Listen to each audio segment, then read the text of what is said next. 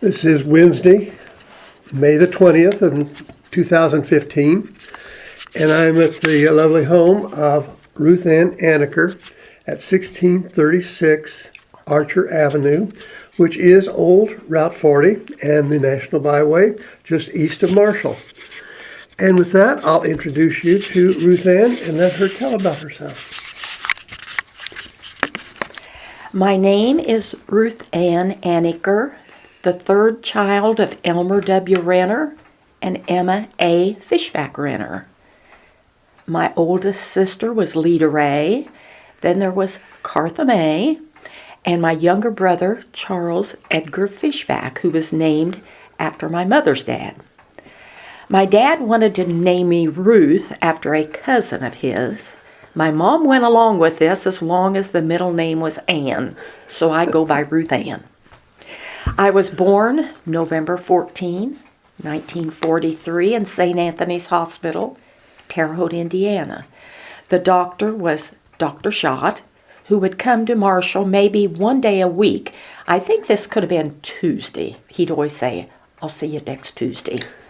He and his wife, Marie, would stop at our house for milk or cheese or eggs, and they became very close to our family. I might say that when we grew up, we called him, I don't know how that ever started, Popeye and Aunt Marie. But that's what we did. They encouraged that. On my husband Harold and my birth certificates, we have the same doctor and nurse sign. We always thought that was interesting. Unusual. Very unusual. My maternal grandparents were Charles Edgar Fishback and Margaret Matilda Miller Fishback. They lived off of the Zion Road, and what fun we would have in going to Grandpa Fishback's home. My grandmother died, so I have no memories of her before I was born. And what was her first name? Margaret Matilda. Margaret. Okay. Margaret Matilda Mowry. Margaret was named after her. The distance to his home might have been 5 miles or less, but to kids that was forever. There was they had a barn for cows, chicken, and a smokehouse. They probably had other buildings, but I just kind of remember all of those. And the memories of butchering. Of course, I was too small to help, but I can remember the men that were down in a barnyard area. The ladies were in the house doing all the cleaning of the animal parts and doing the sausage. I'm sure they did beef, but I can only really remember the pig. Cartha said that she can remember helping in the kitchen. I'm sure our age of grandkids were sent out to play and probably in another area, like stay out of the people's way who are working. My fraternal grandparents were Chris Renner and Amelia Renner. They lived about a block from our house. They, along with Uncle Herman Renner, would go to warmer climates in the winter. But their house in Marshall had an attic, and I remember memories of walking up the outside stairs to the top side where a floor was filled with newspapers and fruits and vegetables would be laid out for drying. Of course, this was unusual to me at that time. I remember that they cooked on a wood cook stove, and they had an icebox in the kitchen. I remember they also had a phonograph that you would turn by hand.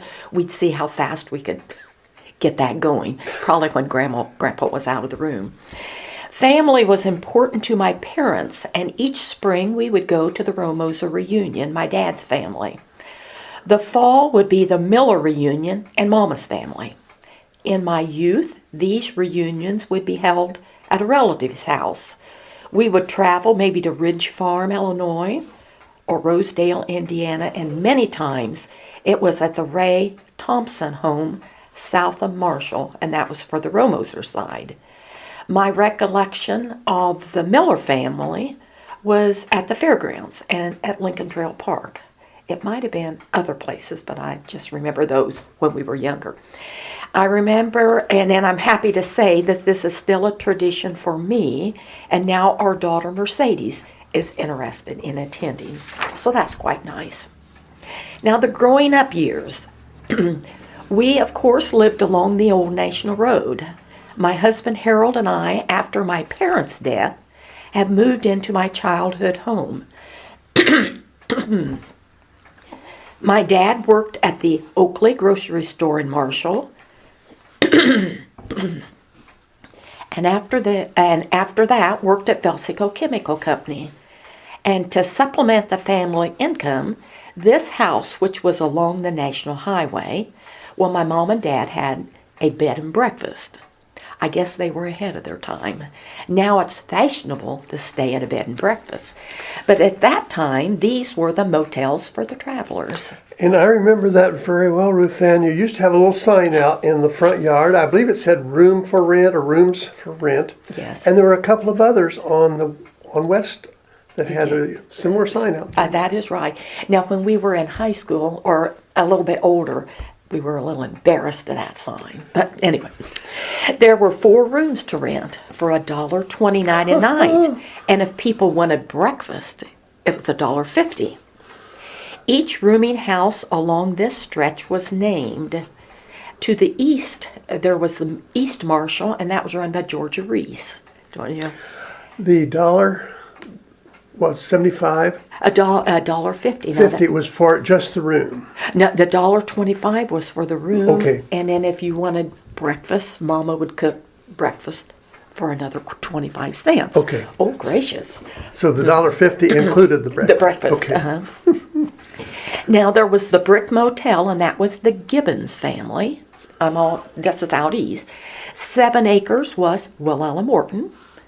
Cove Cottage was right across from our house, and that was Cecil Coates. Now, our house was named Edgetown. And I believe the Hearst, E.B. Hearst, they might have had rooms to rent, but I'm not for sure. I believe that west of town, like we said, they had rooming houses also. I can recall on the old Route 40, since it was the main highway, seeing military truck after truck. There would be a convoy. Now, this would go on really for miles. Nobody could pass, but there weren't as many cars at that time either. I don't know where they were going, but we would sit on the front porch and watch and wave at all the men in the trucks. I can also recall that mowing along the highway was done by scythe, and sometimes the men would eat their lunch under a tree in our front yard. Now, my dad also had a Ford tractor that he plowed gardens in town. People don't have as many gardens like they used to when we were growing up. So each day for my mom and dad, it was get up, milk the cows, feed the pigs, gather the eggs.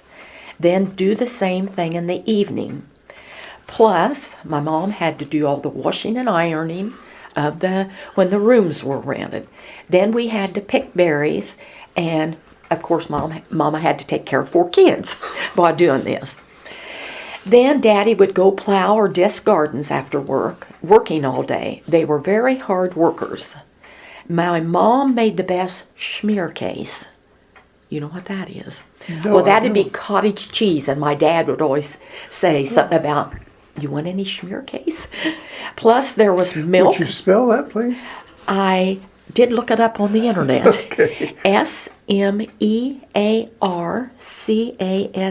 but it might that would be German, and there would be that would be German for schmearcase. Okay. So, and plus there was milk, cream, and eggs that they sold.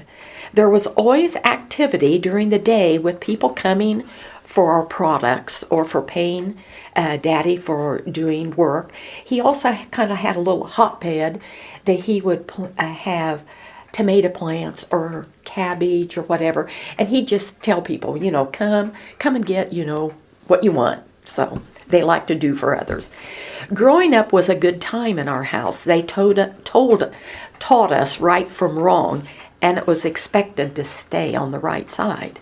My dad was a good one to find us jobs to do.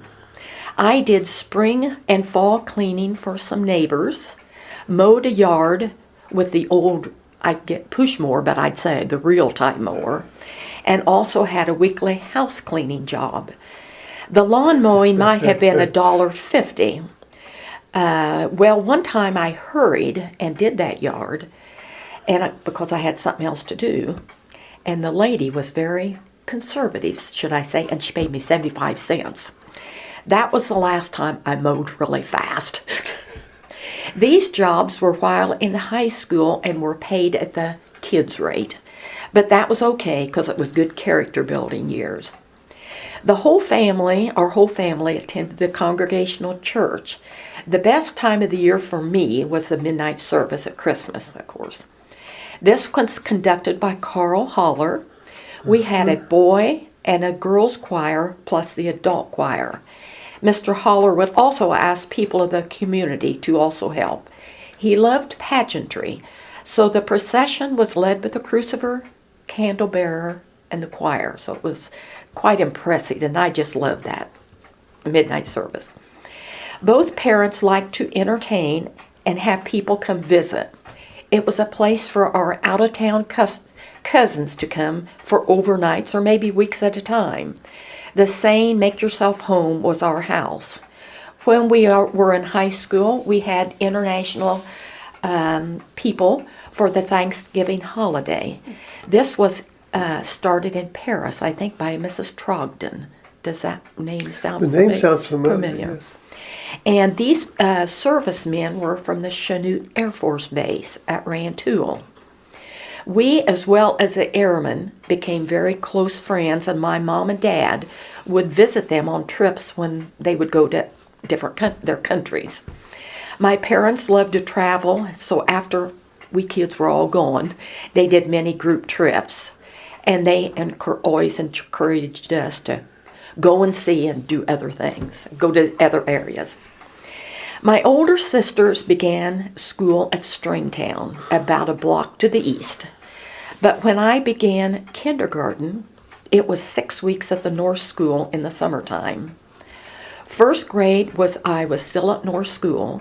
Then second and third were at the old South School. 4, 5, and 6 were back at North again. Then it was on to junior high and Marshall High School. My mom would always say, "have fun in these school years." I think this was because when she and also my dad at their age, I think it was only required to go maybe to the 8th grade at that time. She was a very smart lady, and I wish she could have gone to high school.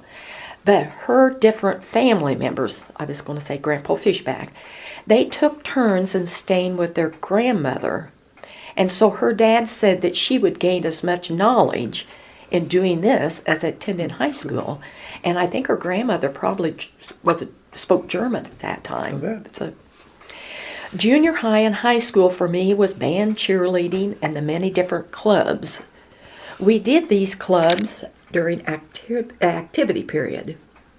The only after-school club was Girls Athletic Association, which was GAA, we called that.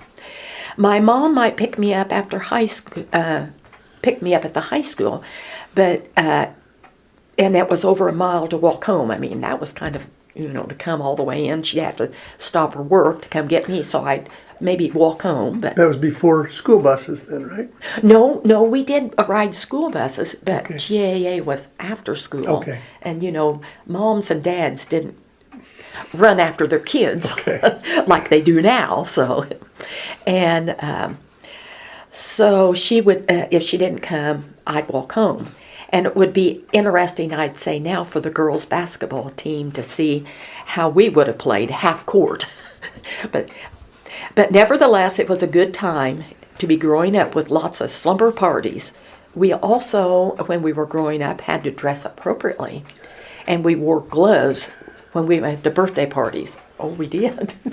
Do you remember those times? Well, I mean, it was you too, when you went to birthday parties. Well, I married my best friend, Harold Anacker, on August 2nd, 1966, in the Congregational Church in Marshall. Weddings at that time were at the church and have the reception in the basements, which consisted of cake, nuts, and punch. Not the elaborate weddings of today, but we got the same results. Each year we wonder kiddingly, do you think this will last? Well, it's 49 years in October. Wonderful. I think it's a sure thing to maybe make it to 50. We had 2 children. Hans was born in 1970 and Mercedes in 73. Just the best kids ever. What keeps us busy? Well, it's 3 grandkids for sure, Lauren, Carson, and Carly. Harold and I each have our own local meetings and committees that we are on, and now we have started going to a lot of grandkids' activities. It's fun and keeps us young. I retired in 2002 from the Marshall School Administration Office. I always say that I lived in the best of times and worked with the best of people. Working there with Russ, Phyllis, and Judy, Pam, and Rose made for a good atmosphere. Love going to work each day. Marshall is a great town, very generous people. Just reading the local paper and how people come to the aid of those who have a need. All the people who give of their time to help in youth activities. I feel blessed to be a part of the community. Wonderful, The Ruth Ann. end. I think you are probably the only person, at least that I have interviewed, that as a married adult is living in the childhood home where they grew up. I think that's quite unusual. Well, Harold and and I'll say if it wouldn't have been for him, I mean, it's a pleasure really for me. And so he reworked the whole home, and it's fun. It takes a lot of work, but like you would know, to keep a house. How long did Harold work for the city? Now I can't really tell you that. I'm I not didn't mean sure to put when you he on the started. spot. Yes. And he retired about the same time you did? He stayed a few more years. Oh, maybe 2004. So. Do you and Harold have some similar hobbies and all the things that you like to do? Well, he'll always say, just keeping the yard mowed around here. And we mow clear out and back. Each year we say, no, we're not going to mow this much, but we do that. And then we take the kids, each of the grandkids, on different vacations during the year. And then in February we'll go to Florida for kind of get out of the cold weather. So that's a good choice. That's a good choice. So I noticed a musical instrument sitting there, and I think you have had some interest in music, right? Yes, Mama always made sure that all 4 of we kids took piano lessons, and we did that with Mrs. Hogue. Mm-hmm. And Lita and I probably are the ones who have kind of kept up doing that, but do you sit down and play any for your own enjoyment now? Yes, I do, and then I help at Congregational Church. I'm assistant pianist, so we have do that. Do you participate in the choir there yet? Oh, yes, very much so, yes. I always think, how are people bored? Because people will say, can you do this or that? I'm very active in the church, Congregational Church, and help do what needs to be done. Then I help on the food and clothing. I'm treasurer there. I help when our church does work there once a month. But that's quite an active place and such a benefit for the community. My goodness. I'm amazed at what comes through there. Yes, that is right. And all the people who give up their time. Yeah.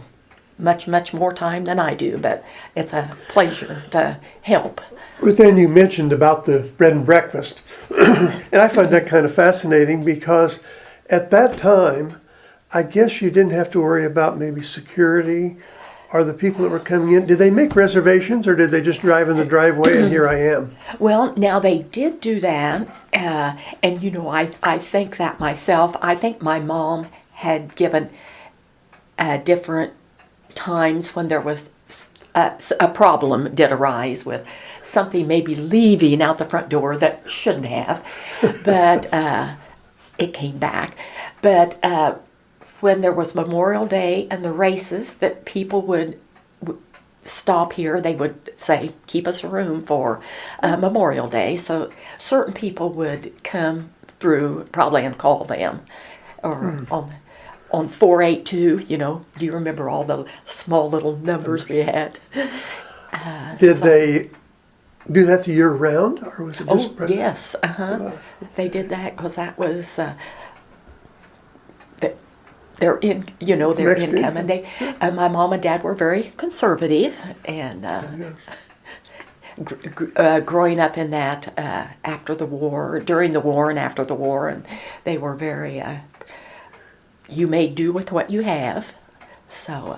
Not a bad philosophy. Not a bad philosophy at all. I remember my mother, well, it was really my aunt, banked at the Delaney Bank. And for some reason, I remember her telling about your dad working there. Yes, so. he was a guard.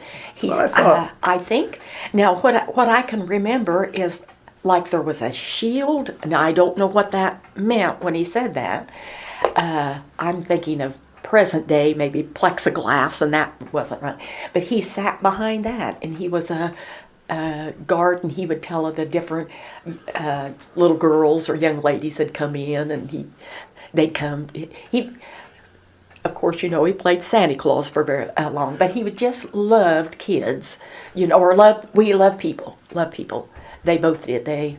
My mom had a Sunday school class, and those Sunday school kids corresponded with her. She was a wonderful letter writer, and we still have some of her letters, and they just kept in contact. They would always come and see her. So some people I never remember grow the old old. Delaney Bank, which had a second, well, it was really the 2-floor ceiling.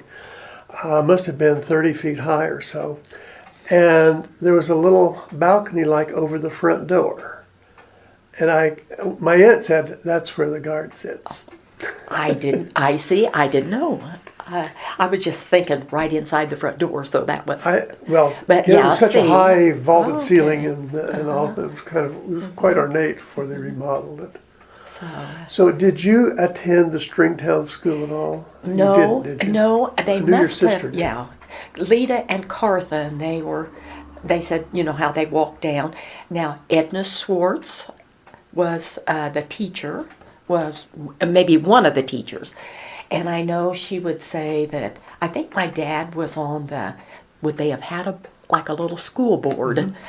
And she said, well, what I can remember of your dad, he was very conservative in his ideas. So I don't know how I don't know.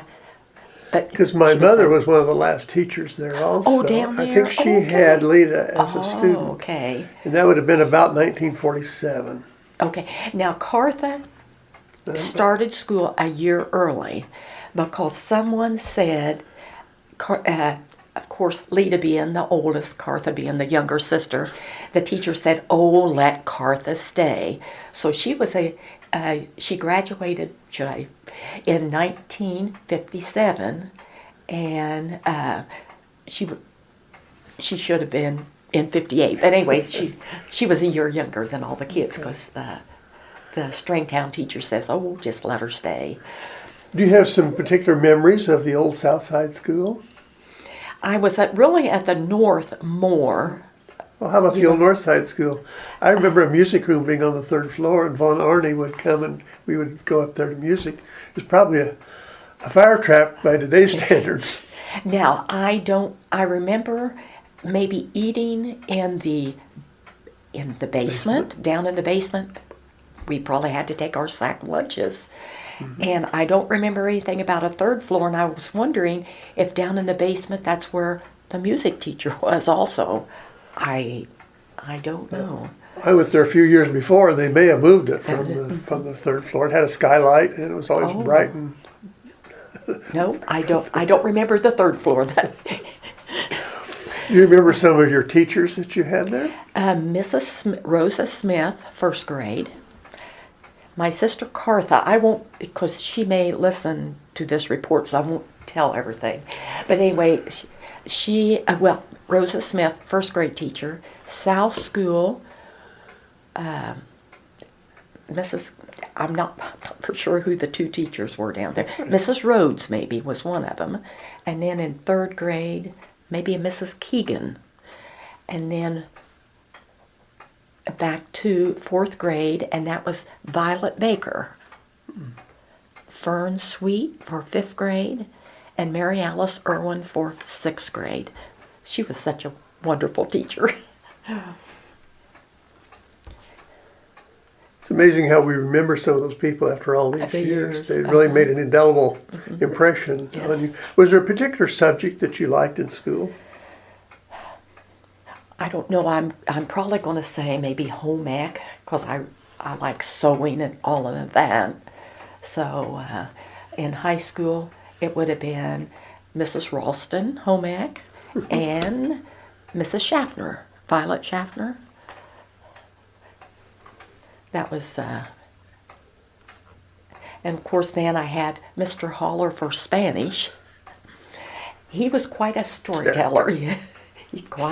But of course he was our neighbor also, so when we were growing up. And he came over. Neighbors were, like I said, my mom and dad's, we always had like 4th of July picnics, and the neighbors would all, it seemed like they'd all kind of congregate and come in and Well, most houses, as you have here, a big front porch. And especially Sundays, our weekends, it seemed to be kind of a gathering of, if you're sitting on the front porch, people would stop by and actually visit. Yes. Which they don't do anymore. They don't do anymore. And it seems like my mom, well, my dad was always busy, but my mom, if anyone would come, no matter, I mean, she was always busy. She'd always sit. She was never too busy to sit and talk. Very... So I guess that's the thing of congeniality, and maybe the old timers and our prior generations, they were more, I guess, attuned to people than what people are today. They're just so busy and too much on their cell phones and their iPhones and all these things. Now, I know I said my grandfather, Chris Renner, lived up the road here, but he would come down after his wife had passed away, and come and sit in here. But my mom, nothing would bother. I mean, he might be here 2 hours, but he would come. She would do her work. He'd go home. It was just My very uncle and aunt congenial. lived way south of a place called Weaver, and there was a fishback school. I remember going by that when we'd go to visit them.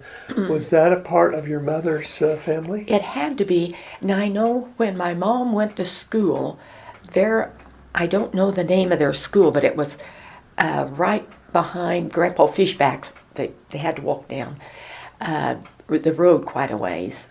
But no, that Fishback, there were a lot of Fishbacks at that time. I guess as a youngster, to me that always seems so unusual to see that name on the school, and that's why I remember it. It's kind of an odd name for a school. Yeah. So, yes. Are there some particular things that you remember about hobbies? Obviously you enjoyed music, and you worked in the yards and all those things. I see some flowers out here.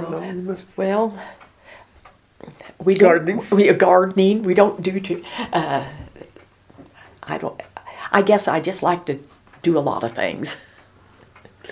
That keeps you out of trouble. Keeps us out of trouble. Yes. Well, Ruth Ann, it's been a delight visiting with you, and I think we've compared some notes that maybe we both remember some of those old days. But I guess, is there anything in particular you remember about downtown Marshall that maybe has changed so much, or you maybe wish was still there? Or... Well, Fortunately, our downtown has maintained its similar appearance to what it did when we grew up. But I guess I just like, I know I don't like change. I always say that. When one building goes down, that hurts my heart. But just thinking of the different buildings all around the square, like Harold Turner's Plumbing maybe was on one corner, then Clatfelder's, and then Dr. George, and just kind of going all around where the movie theater was. And at Christmas, we would go to the show, free show, I think.